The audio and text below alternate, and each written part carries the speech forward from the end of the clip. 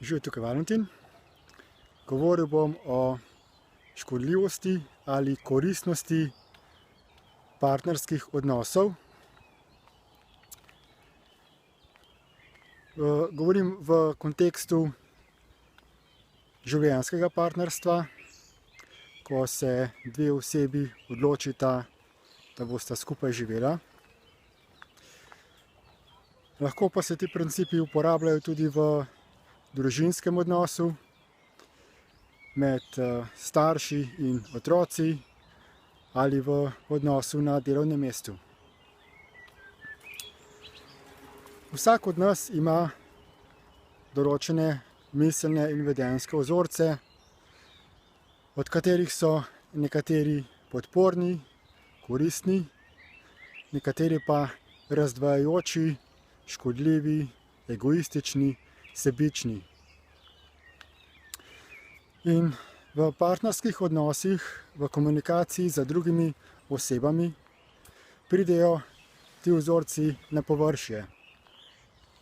Drugi začnejo na njih reagirati oziroma nam kazati, kateri vzorci so tisti, ki so škodljivi.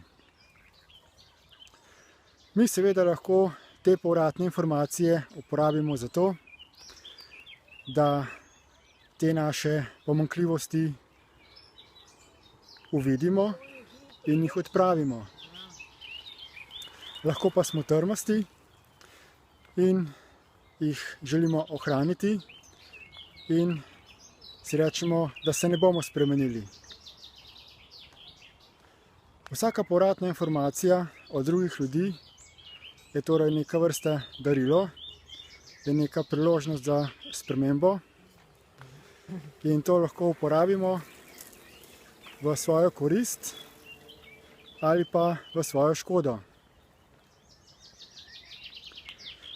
V partnerskih odnosih, ko partnerja ugotovita, kakšne imata medsebojne prednosti in pomanjkljivosti, lahko začneta te pomanjkljivosti izrabljati za to, da se drug drugega obtožujeta, da jih poudarjata, da se naslajata nad tem, kar drugemu partnerju škoduje, nad tem, kakšne ima pomanjkljivosti, omejitve,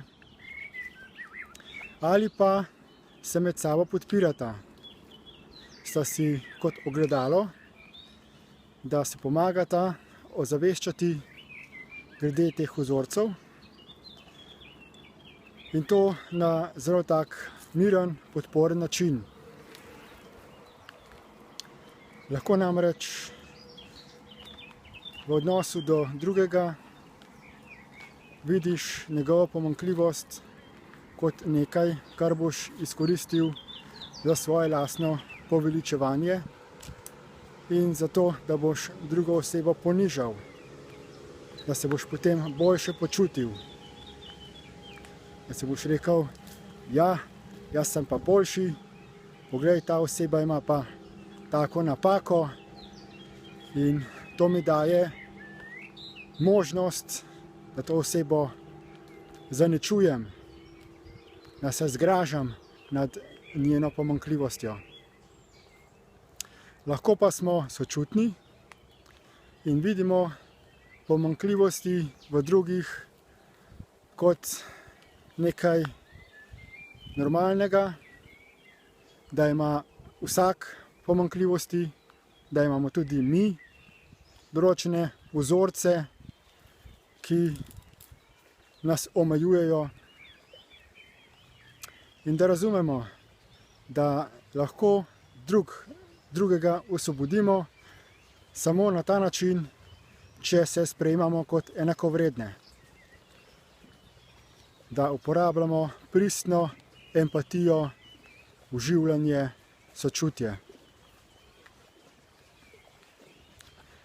Partnerstvo je torej priložnost, ki jo lahko izkoristimo za izjemno hitro osebno rast, lahko pa jo tudi zlorabimo in jo naredimo kot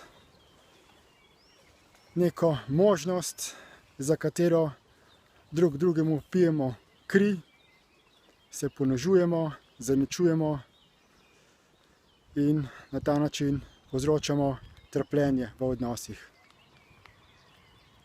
Jaz vsekakor predlagam vsem, da kakršenkoli odnos, komunikacijo z drugimi uporabimo za ozaveščanje pomanjkljivosti tako pri sebi kot pri drugih in da potem uporabimo in za sebe in za druge tak način komunikacije, da si pomagamo te pomanjkljivosti odpraviti, se opolnomočiti in postati boljši človek. Glede tega obstaja na spletu ogromno podpornega gradiva, spletni forumi, spletne strani. Zelo priporočam skupino, ki se imenuje Destiny, ki je naredila tudi odličen spletni tečaj Destiny iProcess. Uvodni modul DIP Lite pa je celo brezplačen, kljub temu, da dobiš živega mentorja. Potem so pa še dodatni tečaji, kot je Agreements, Redefining Relationships, predvsem za partnerski odnos, in pa nadaljevalni tečaj, ki se imenuje Structural Resonance Alignment. Vse te povezave do teh tečajev, do teh podpornih gradiv pa si lahko ogledate v opisu tega videoposnetka. Hvala za posluh in nasvidenje.